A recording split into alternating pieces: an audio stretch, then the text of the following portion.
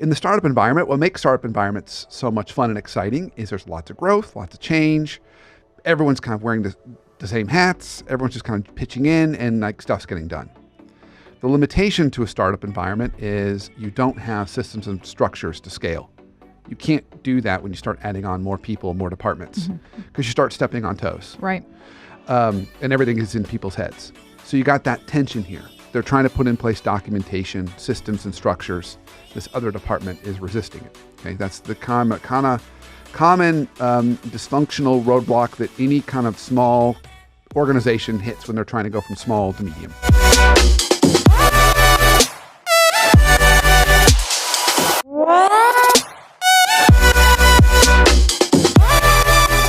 This is the Brandon Smith Show, and of course, I'm your host, Brandon Smith. And today's show, it's been a while. It is time for another leadership therapy, workplace therapy kind of show. Yeah. Whitney, really good to have you on the show again. I always feel blessed when I'm invited back because sometimes it's a really long time and I get a little bit nervous. And then you're like, hey, let's do an Ask the Workplace Therapist. I'm like, yes. Back in the high life again. Well, I'm so glad to have you back. Thank you. Your energy, you're amazing, you're talented, you're a great co-host, a great writer. Yep, I knew this was coming. So sorry for all of you. All those things are true. Who don't have the full story. So sorry. Speaking of full story, someone recently asked the question, they posted on LinkedIn. They wanted to know the story behind the bobbleheads because I've got a whole bunch of bobbleheads here. You do. Like all different ones. I mean, do you have a favorite? I'm curious. I was just about to say, I really like Elvis and I like Wonder Woman. We've got Elvis, Wonder Woman, got Statue of Liberty, got Albert Einstein, Willy Wonka, which you have already tried to kill Willy Wonka. Every time you come on the show, he was up in my space. You try and take him out. He like inches, like every couple of seconds, he gets like closer to me. I've got a Bob Ross, a Dwight Schrute. Oh, I forgot about Dwight. Michael Where's from The Dwight? Office. I think Dwight might be back behind. That's right. Dwight's back there. he's and then, my of course, favorite. I've got the one that my family gave me a few Christmases ago of me. So people ask, what's the story behind the bobbleheads? There really isn't a particular story other than when I started recording the show about 3 years ago, I just thought the studio needed a little more just of my personality. And so I brought in a bobblehead. And I think the first one I brought in was the one from the Big Boy restaurant. If you're up in like Michigan area, you would know those. Was it the vampire? No, I think it was the Big Boy was the first one, but the vampire came pretty close. And so I just brought it in from my home office, and then I made it a tradition that every time I came in and recorded a show, I'd bring in another bobblehead. So we're well over probably at this point 175 shows. So there's a lot of bobbleheads in the studio. And I started bringing in other things that weren't just bobbleheads. So when you're looking around the studio, everything's got some kind of a little story behind it or meaning, but I would typically add in one thing every show. And so that's the... Darth Vader's new, isn't he? The little Darth Vader guy is new. Yeah, I got to figure out exactly what to do with him, but he's new. Does he talk? He does not talk. Oh, sad. Yeah, he's not talk. Yeah. So, yeah. So that, for those of you wondering, that's the story. But I just think they're all kind of fun. And plus, it's easy when you're looking for someone to agree with you. Nothing better than a bobblehead. They always agree. Yeah. That's why I like to keep them on the show. That's why I'm here to bring balance. Yeah. So, good to have you back on the show. Thanks. And all of your energy and spirit and positivity. Use energy twice. I did use it twice. Well, that tells you something.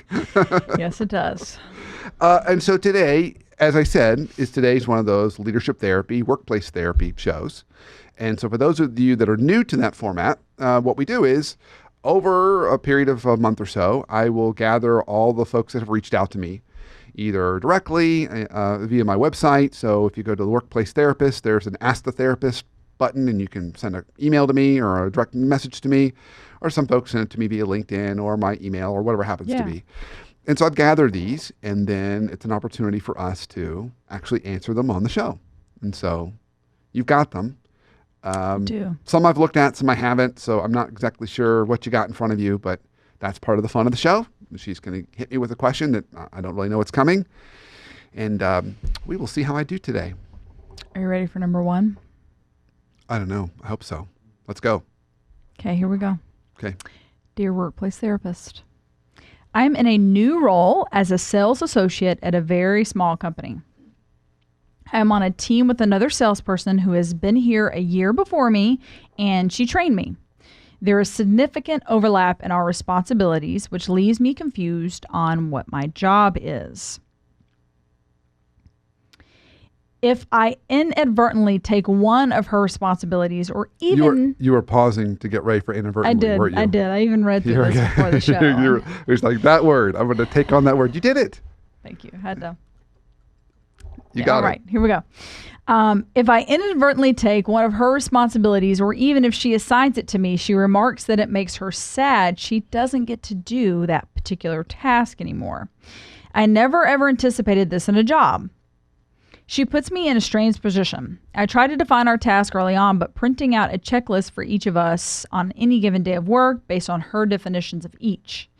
We have defined tasks, but it still feels so muddy when she laments the work that she misses doing. How do I overcome this? Signed, what am I missing? Okay, sweet. All right. So let's first start by saying big round of applause. A little golf clap for you for reading that, but most importantly for the person asking the question, because what I love about this person is, so what was their name? What am I missing? What am I missing? What am I missing? Okay. So what am I missing? What I love about the way they've approached this is they've already done the number one first step. They tried to drive clarity. I knew you were going to like that checklist. I love that she tried this. I think it's a she, or maybe we don't know. We don't know. We don't know. Okay. So she or he, we're not sure, but they started off by trying to drive clarity. Love that. Phenomenal. That's always the first step. And so you've got someone that, if I put on my therapist hat for a minute, the person who trained her, for whatever reason, just doesn't have very clean boundaries and is doing a little bit of throwing emotions into the mix a little bit. Guilt, sadness, like just kind of that kind of stuff. It's kind of messy stuff. So the antidote is to try and drive cleaner boundaries. And so this person's not really helping them out, helping her or him out. So they're saying, gosh, I really like doing that. Now you're doing it. It makes me sad. They're doing that kind of stuff. Yeah. So the first starting place for this, there's a couple routes to take. So I'm balking a little bit because I'm trying to decide which one I prefer. So I'll just put them both out there. One route is, what we're not hearing in this is who hired her or him. We don't really know who the person hired and why they hired them. Right. Obviously, the person who said, the hiring manager who decided to hire this person, saw a need and wants this person working on that. So the person's trying to craft their role with this individual who didn't hire them. And this individual feels like they're losing something. I would go to the person who hired them and say, hey, I'm really excited to be here. I'm really excited about the opportunity to kind of add more value. Help me understand what success would look like for me this year. What would you want to see from this role? Yeah, that's good. And really get clear on why they hired them, because at the end of the day, not only did they make that decision, at the end of the day, they're this person's actual real customer or client, because you want to keep them happy. So if we know the answer to that, let's say the person says, gosh, it's because I really think we could double sales and you'd be great at that. Or I really need someone focusing on these particular accounts or whatever it is. They'll help to drive a little bit of that clarity. Then she can go back to this person who's kind of got the poor boundaries and say, I just talked to so-and-so and this is really where they want me to focus. And so let's talk about kind of what that would look like for you and me. And see if they have success having that conversation. And I think it's perfectly appropriate too to ask the person who's got the emotional boundary stuff to say, well, what do you like doing? So this individual who wrote could ask that person, well, so what do you like doing? And maybe I can let you can do more of that stuff and I can do more of this stuff over here. So try and, again, draw the boundary lines based on where this person likes to do, if it fits within the conversation that they had with the hiring manager. If they are unsuccessful getting this person to draw healthy boundaries, then you need a kind of an intervention conversation with the hiring manager. So the three of them need to sit down. And she or he could approach the hiring manager and request that by simply saying, hey, I really want to make sure I achieve all the goals you got for me this year, and I'm really excited about them. I'm trying to figure out kind of where I need to be playing versus where my colleague over here needs to be playing and how we need to play together. And we're struggling with that. We could really use your kind of coaching and counsel. Could we get an hour of your time? That's a perfectly fair request. And if you frame it that way, there's no reason why they would not have that meeting. And that'll make those lines drawn a little bit clearer. So that would be my recommendations. All about driving clarity. Very sound advice. Okay. Workplace therapist. Okay, thank you. You ready for number 2? I think I'm ready for number 2. Okay.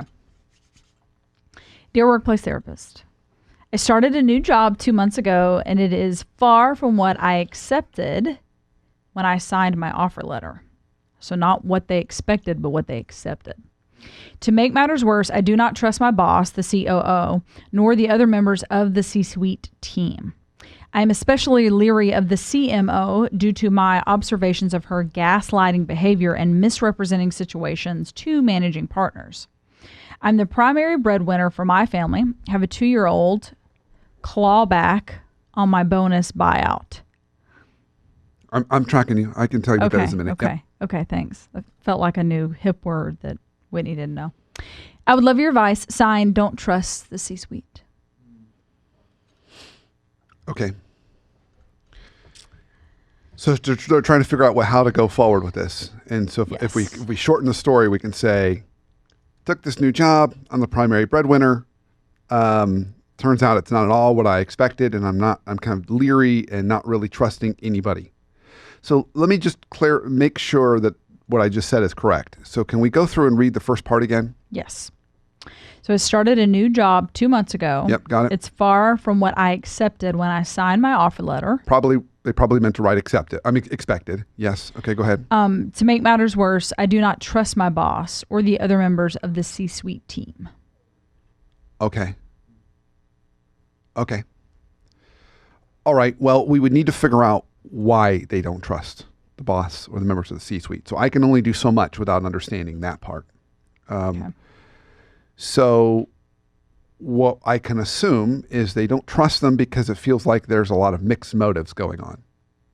She did mention that the CMO has gaslighting behavior. Yeah, and misrepresents. So for those of you unfamiliar with gaslighting, that's essentially when you try and get people to second guess themselves and doubt themselves. You use those kinds of techniques to manipulate and get ultimately so you have more power, and so people feel like they need you. Mm-hmm, mm-hmm. Okay, so you're almost driving a level of insecurity. And the irony is, whenever someone does that behavior, they're deep down very insecure themselves. So they only feel like they can become more secure when others around them are less secure. Like it's a scarce resource. So we've got insecurity in the system. So there could be a lot of reasons for this. I don't know the ownership structure. I don't know how big the company is. Those all play into this. So if it's a publicly traded company, that would tell me a lot about that kind of pressure. If it's private equity, then there's even greater pressure, because from private equity companies, it's typically to be kind of a little more cynical. It's kind of a house flipping situation. You buy a house, you paint over the mold, and you sell it for more money 3 to 4 years later. Mm. Private equity tends to be a little bit of that. I mean, they do try and increase the profitability of a company, but they typically have short time horizons of 3 to 4 years. And if you're not performing, you're out fast. They are not afraid to fire people quick and put in new people to hit their flipping timeline. So it could be that that's part of the situation. We don't really know, but the fact that she's having or he's having issues trusting everyone is a challenge. So I would use a similar piece of advice that I used on the last person, in that the first step is to drive clarity, particularly around expectations. So let's hold all the people dynamics aside, and let's try and make it more performance driven at the moment. So I would sit down with either the hiring manager, their direct manager, whoever's in that sphere, sure, and say, all right, so what would success look like for me this year? Well, what would you want to see from me? What either what results would you want to see accomplished, any changes that you want to see me make, what would success look like? And I think they said they're only in their first 2 months. 2 months. Yeah, so it's still great early in the appropriate time to do this. So I would do it at kind of the 6-month window and the year window. What would success look like for me at 6-month mark and then the year mark? And then I would ask this really important question most people don't ask. What would you not want to see from me at the 6-month mark and the year mark? Okay. Because that tells you a lot about some of the political landmines. So maybe they come back and they say, well, you can't go over budget because that would be a really bad thing. Or, if you don't build this particular relationship with this person over here, then we have a problem, or whatever happens to be. So you'll learn a lot about kind of the landmines. I would start there and see if they can kind of move down that path. And then I would see if they can find any kind of allies or people that at minimum they trust, and then hopefully maybe even, really enjoy working with. Mm-hmm. Because for this to be successful, we go back to the workplace happiness formula. It's got to be right job, so it fits my skills, right culture, you feel like you belong or you share a lot of the same values, and then right boss. So we're trying to move the needle on those. If you're only 1 out of 3, then you need to develop an exit strategy. So I would say try this plan that I've got, do it for the first 6 months, and the 6 months reevaluate. Have things gotten better? Okay, let's stick around. Have they gotten this thing the same? Okay, reinvest for maybe 6 more months. Or have they gotten worse? In which case, start looking for another opportunity. Yeah. Now, the clawback item there, they're really talking about there's some deferred money that they can get, but they've got to stay a certain period of time. Which makes me think this is either could be private equity backed. That wouldn't surprise me. That's a common element in those kinds of companies. Sure. So that may be part of this issue too. And maybe other people, maybe they've done this to other people too, put on some golden handcuffs so people feel a little trapped, and that's creating a little more tension. That could be actually the source of the issue. So read that to me one more time, the line around that. I'm the primary breadwinner for my family and have a 2-year clawback on my bonus buyout. I would love your advice. Yeah. Okay. So, yeah. So they probably put in place that, and there's a reason for that. So I think it's a good cautionary tale for all listeners. If someone presents you this wonderful offer and it's way more money than you would ever think. Mm-hmm. Mm-hmm. First of all, you should be worried about that. It's not because you're so amazingly handsome or beautiful. It's probably because the job is really, really messy and really painful, and they probably had a lot of other people leave. Okay, it's going to be a really nasty place, so they got to pay more money. Think about investment banking. You get paid a lot more money for investment banking, not because you're brilliant. There's a lot of brilliant people out there. It's because they're going to work you 14, 16-hour days. You're going to sleep in your office. Yeah. And you're going to have people yell at you and call you curse words every day. That's investment banking. So it's not because you're brilliant. It's because the environment's hostile. Okay, you learn a lot, but it's hostile. And then the real kicker for me is, and we're going to give you a 2-year kind of golden handcuffs. You got to stick around before you get your bonus. Mm-hmm. Mm-hmm. So I think just a good. Those should be alarm bells for you, not excitement. You should be more caution. Like, why? You should ask yourself, why are they paying me so much money? Mm-hmm. And why are they making me wait until I get this? What's the rationale behind that? So take that on, but I would not counsel this person unless that bonus is so tremendous, it's life-changing, to stick around for that. Because it sounds like things could get worse rather than better if they don't see a change in the first 6 months. Interesting. Okay, so we hit break. So it sounds like you got more questions for me. I do. Okay, so let's go into the break. We'll come back and we'll see what we got. Awesome. Okay? Let's do it. All right, stay tuned.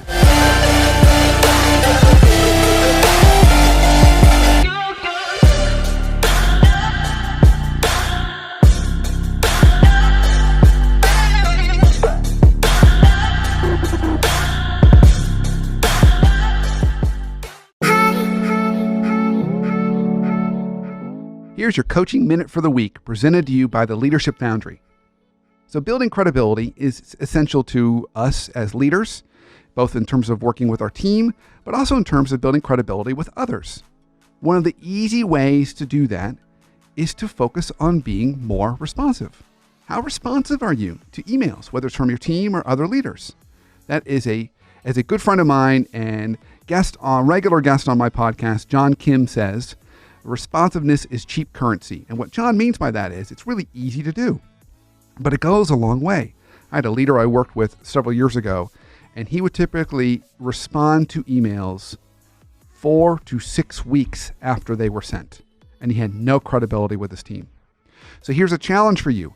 Work on your responsiveness. Can you respond to emails within 24 to 48 hours? Now, what that doesn't mean is you have to respond with an answer. It can just simply mean, hey, I got it. I'll get back to you by whatever date. But by focusing on responsiveness, that can enhance your credibility. So give it a try.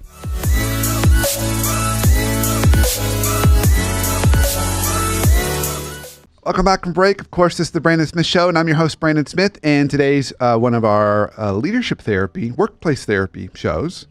And so we've already taken on 2 questions. How about the next one? Ready? I'm ready. It's a long one. Get ready, Whitney. I love that. Get ready, Whitney. All right, here we go. Dear workplace therapist, I love my job and my coworkers where I work in the advancement department of a private school. Our team is passionate about our goal of raising the most funds for our school and students while also demonstrating an appreciation for our donors and being good stewards of the funds. In order to do this, we feel strongly about following the well-established and documented procedures and protocols set forth by our board. Our challenge is that other departments do not follow the necessary fundraising guidelines because they complain doing so takes too long. Instead, the other department drags its feet on preparing required financials and on getting approval of their fundraising methods, or they just don't do it at all and ask for forgiveness later. The result is poor donor stewardship, inadequate fundraising, and the other department describing ours as a roadblock when they talk about us to other departments, the board, or our donors. Our department is frustrated that this other team is allowed to ignore the guidelines and protocol, yet ours is chastised for doing our jobs, like asking for documentation that is required by the school and also the federal law. The friction between our departments has resulted in passive-aggressive behavior between the two, like ignoring the other's emails, reporting each other to the board. Oh, this is bad. My team and I are tempted to go on strike at this point. The morale in our department is really low, though generally we're a really happy, positive, hardworking group. Complicating all of this is that the president of our school and all of our boss is a pushover and always takes the side of the other team. How can we make peace between the two groups and continue to hold the values of doing the right thing when the other group doesn't seem interested in behaving well? Signed, why can't we just all get along? That is a mouthful. That is a lot. Okay. That was a lot going on. And there's a lot of moving parts in here. Yes. All right. Okay, so we've got a couple different flavors of dysfunction that we're mixing into the same dysfunctional stew here. So, wow, that was a mouthful too. That was a mouthful. So the first one is you've got a little bit of the pain points that happen in smaller, startup-y kind of environments. Okay, so small companies, right, or small organizations. And so what I mean by that is, specifically in this case, you have this resistance to a lot of structures, process. Yep. It's like, let's just do it, right? And a lot of, not a lot of clarity around roles.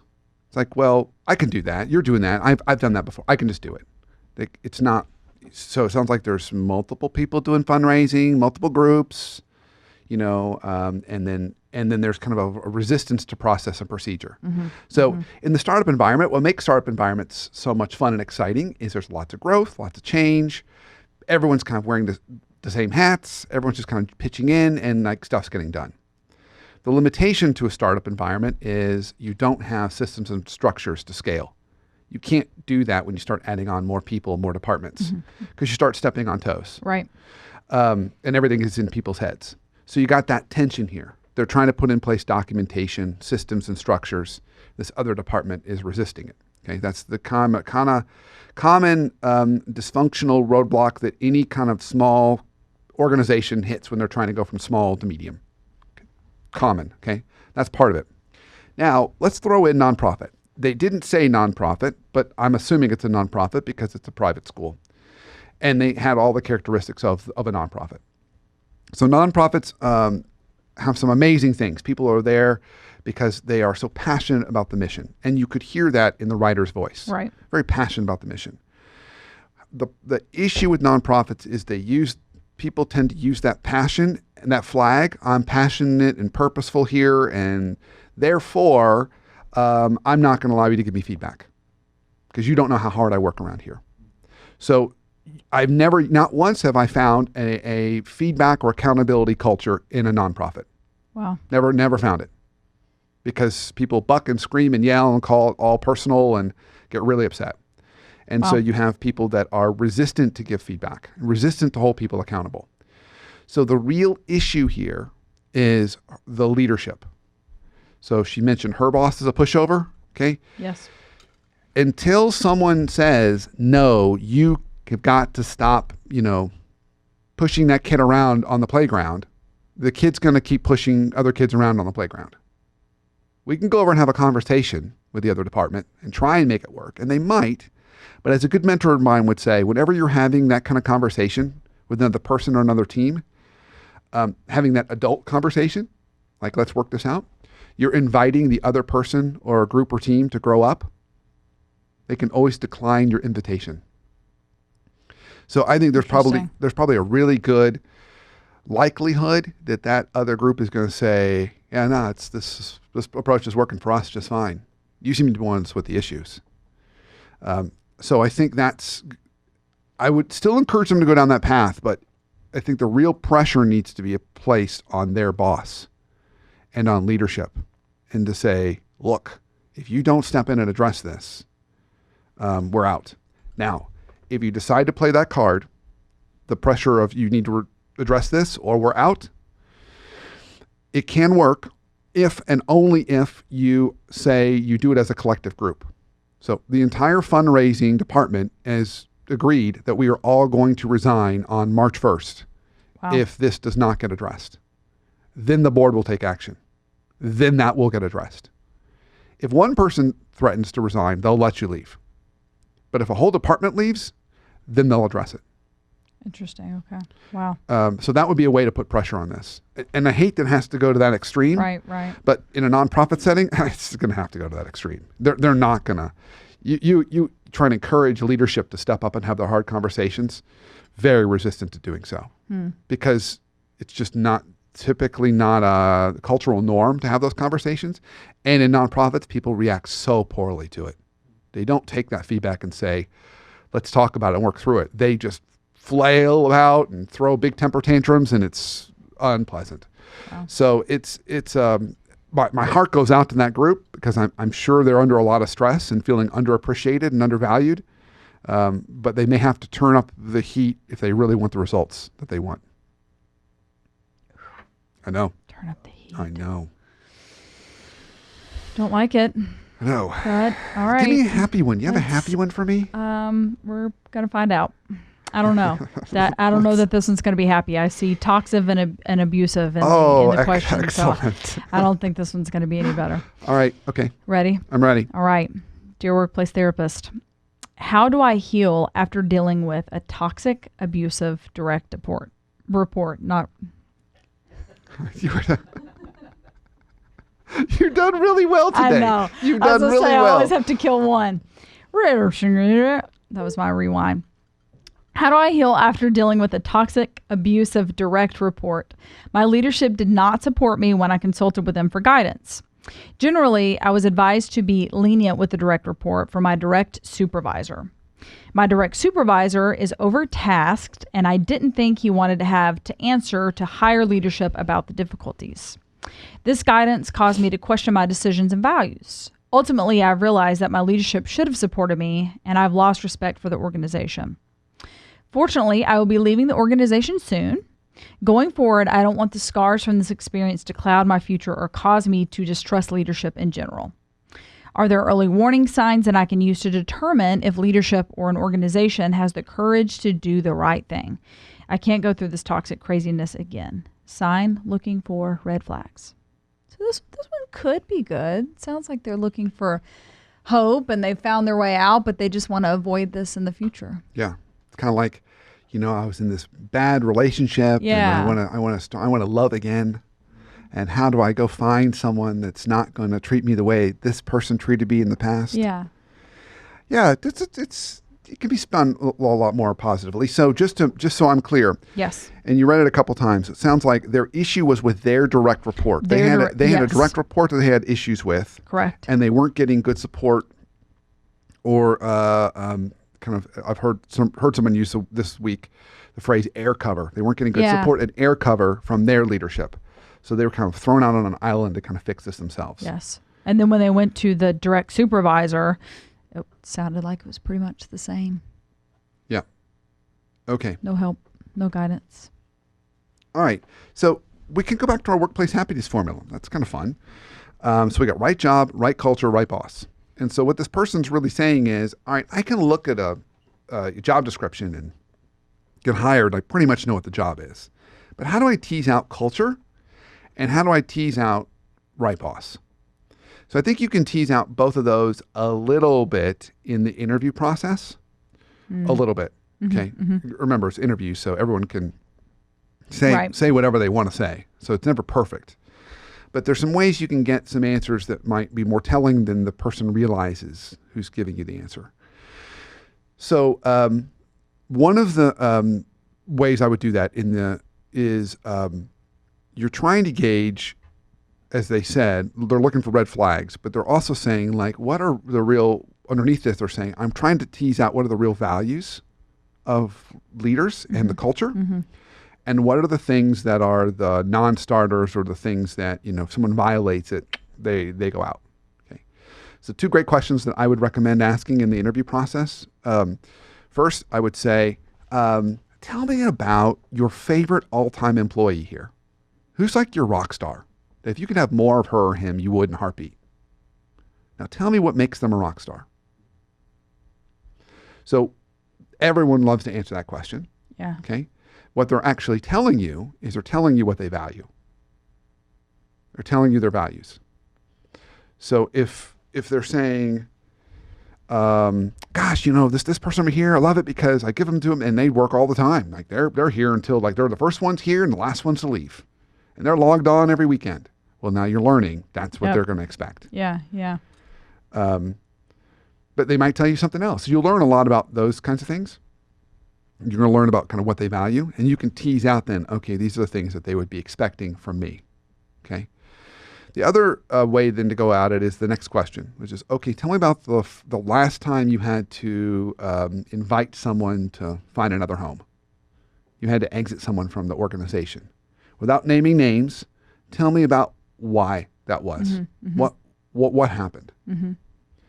And so you're going to learn a lot because they're going to tell you 1 of 2 stories. They're either going to tell you a low performance story, or they're going to tell you a kind of a poor culture fit story. And you're hoping for the poor culture fit story. You're hoping they say, well, I had this person on the team and they're a really high performer, but I found out later they were bullying their coworkers and intimidating their coworkers and causing a really bad environment in the team. Yeah. And so I sat them down and said, you've got to stop this or you're going to have to go. And they didn't stop it. And after 2 months, they had to go. So that's what you're hoping for, because she's trying to he's trying to tease out that courage piece, right? So you want to hear that. If they tell you a low performance story, which was, well, we had this performer and they under-delivered for 3 months in a row and we exited them, I would then follow up and say, well, tell me, has there ever been a time when they just haven't been a good culture fit or they caused poor dynamics on the team? If they give you a long pause, then that tells you they don't care about that. They're really just looking for results. They're not really caring about the culture or the environment. That should be a red flag. So you're wanting them to tell you a poor culture fit story. That would be a great kind of way to do it. And then the other ways is, you can just ask for other people's either impressions of the company or, talk to others about kind of what are the real, doesn't have a strong culture, are there a real set of values? Because if a company has a strong culture that is viewed positively, it likely means that leaders are enforcing it. So they're they're punishing or they're exiting people that are violating it. Vanilla cultures, it means no one's doing that. Yeah. Yeah. So those would be some ways to tease it out in the interview process. What do you think? Very good. Anything I didn't answer on that, or you would add to it, or a question I could clarify? I think you did a good job, Brandon. I think I did a good job. Okay. Is that my last question? This is your last question. Okay. We have 32 seconds left. Enough time for your close. That is enough time for the close. Whitney, You're welcome. I set it up for you. it was really good to see you today. Good to see you too, It's good. Brandon. It's good to have you on the show. Yeah, thanks. I appreciate My all energy. your efforts and your energy. Isaac's laughing back there. He's still laughing. Oh my gosh. And thank you for listening and watching the show. Of course, catch us every week as we drop a new show. And you can watch old shows either on our YouTube channel. You can check us out on The Workplace Therapist, where we put all the old shows there. And of course, if you're not listening on iTunes or Stitcher, please listen. And if you are listening, rate and review the show. That's how other folks find it. Because at the end of the day, we're trying to grow our tribe so we can make our workplaces that much healthier, which makes our lives that much better. So until our next show, have a great week and an awesome life.